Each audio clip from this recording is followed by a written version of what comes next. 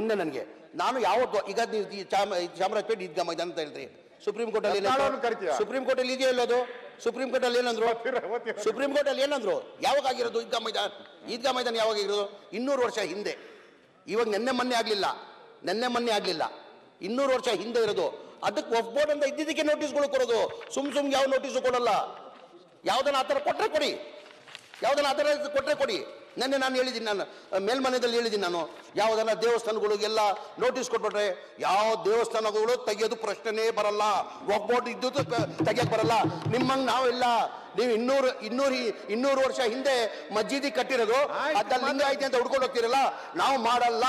ಆ ದೇವಸ್ಥಾನ ಕಟ್ಟಿದ್ರೆ ವಕ್ಫ್ ಆಸ್ತಿಯಲ್ಲಿ ಅದು ದೇವಸ್ಥಾನನೇ, ಆ ದೇವಸ್ಥಾನದಿಂದ ಯಾರು ತೆಗೆಯಕ್ಕೆ ಸಾಧ್ಯ ಇಲ್ಲ.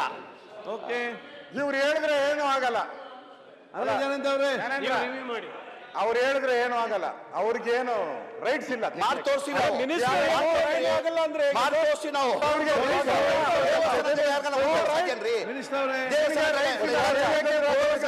ಮುಟ್ಟಕ್ಕೆ ಸಾಧ್ಯನಾ? ಇವ್ರಿಗೆಲ್ಲ ರೈಟ್ಸ್ ಇರೋದು, ಮತ್ತೆ ಯಾರು ಹೇಳಿದ್ರೆ ಕಾನೂನು ಹಂಗ್ ಮಾಡಿದ್ದಾರೆ, ಇವ್ರು ಹೆಂಗ್ ತೆಗಿಯಕ್ ಬರ್ತದೆ? ಮತ್ತೆ ಯಾರು ರೈಟ್ಸ್ ಇರೋದು? ನನ್ ರೈಟ್ಸ್ ಇಲ್ಲ, ಯಾರು ರೈಟ್ಸ್ ಇರೋದು?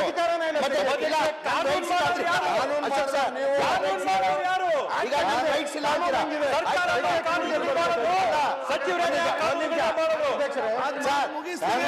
ರೈಟ್ಸ್ ಇಲ್ಲ ಆದ್ಮೇಲೆ ಈ ಪ್ರಶ್ನೆ ಯಾಕೆ?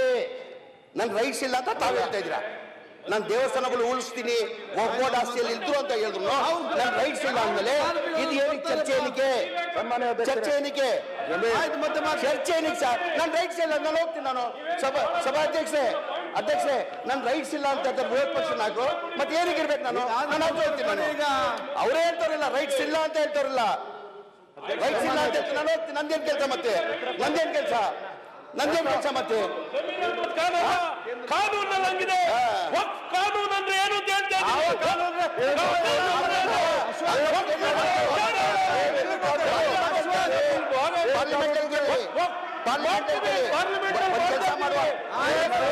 ಬಿಜೆಪಿ ಸರ್ಕಾರದಲ್ಲಿ ನಮ್ಮ ಪಕ್ಷಕ್ಕೆ ಬನ್ನಿ,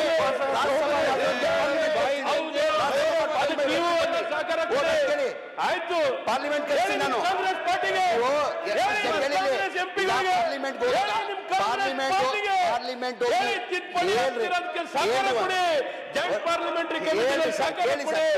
ಸರಿ ಮಾಡಿ, ಸರಿ ಇಲ್ಲ, ಕಾನೂನು ಸರಿ ಇಲ್ಲ ಅಂತ ಹೇಳಿ ಸರಿ ಮಾಡಿ ಅಂತ ಹೇಳಿ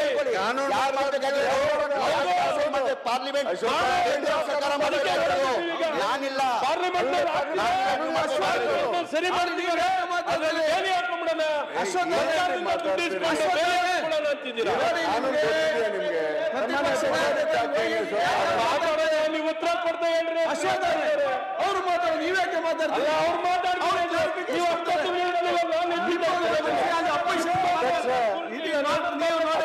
ನಿಮ್ಮ ಅಪೇಕ್ಷೆ ನೀವು ಅವಮಾನ ಮಾಡ್ತಿದ್ದೀರಿ. ಅವ್ರು ಅವಮಾನ ಮಾಡ್ತಿರೋದು, ನೀವು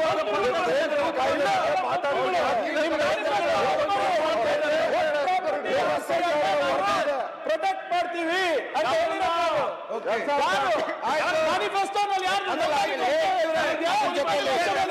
ಇನ್ನೊಂದು ವಿಡಿಯೋ ನೋಡಿರ್ಬೋದು ಅಶೋಕ್ ನಾರಾಯಣ ಅವರು. ಒಂದು ನಿಮಿಷ ಹೇಳ್ತಾರೆ,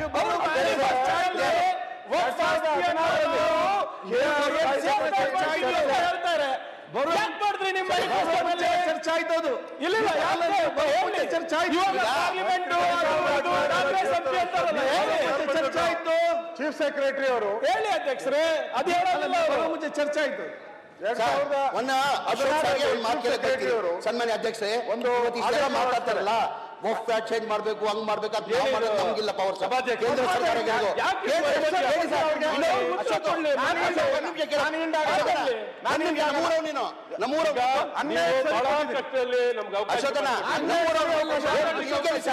ಇಷ್ಟೆಲ್ಲ ಮಾತಾಡ್ತಾರಲ್ಲ ಸನ್ಮಾನ್ಯ ಅಧ್ಯಕ್ಷರೇ, ಸಂಬಂಧಪಟ್ಟ ಡಿಪಾರ್ಟ್ಮೆಂಟ್ ಅಂದ್ರೆ ನಿಮ್ಗೆ ಇಲ್ಲಲ್ಲ, ಇಷ್ಟೆಲ್ಲ ಮಾತಾಡ್ತಾರಿಲ್ಲ. 2021 ಬಸವರಾಜ ಬೊಮ್ಮಾಯಿ ಅವರು ಮುಖ್ಯಮಂತ್ರಿ ಆಗಿದ್ರು. KMDC ಕಾರ್ಯಕ್ರಮಕ್ಕೆ ಬಸವರಾಜ ಬೊಮ್ಮಾಯಿ ಅವರು ನೇರವಾಗಿ ಹೇಳ್ತಾರೆ, ನೋಡ್ರಿ ಮುಸಲ್ಮಾನರು ನೀವೆಲ್ಲ ಸೇರಿ ವಕ್ಫ್ ಎನ್ಫೋರ್ಸ್ಮೆಂಟ್ ತೆಗಿಬೇಕು.